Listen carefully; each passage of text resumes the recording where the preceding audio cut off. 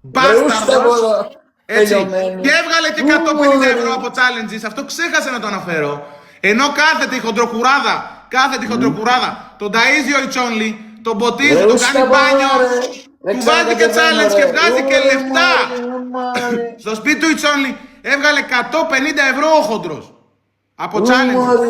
Και το ένα το challenge ήταν του Βαϊτιμιόλας. Ο Δημιόλας τον έφτιαξε. Άιντε τώρα. Θα σέβεστε. Για να μην σας γαμίσω. Όλους.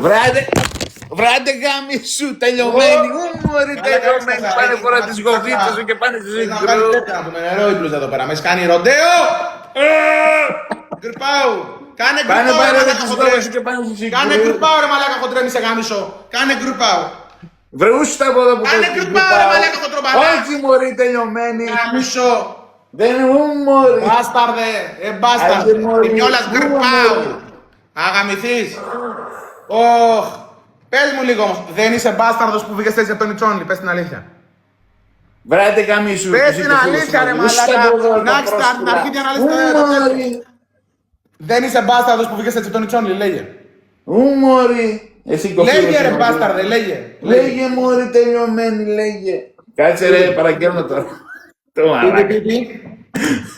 Του κλείνω τα εισιτήρια για Σπάτα τώρα έρχομαι Σπάτα. Τι να κλείσεις ρε μαλάκα, έλα να μου κλάσεις τα αρχίδια ρε μαλάκα. Εδώ, Κρίς, κανόνια.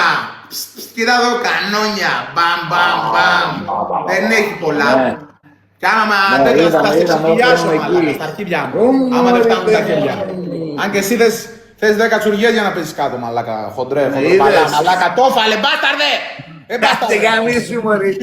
Ρε θα κατέβει ο T-Rex ρε και θα τα πούμε κάτω. Έλα ρε μαλάκα να κατέβει, εδώ το Μιόλας δεν νιώθει ρε μαλάκα.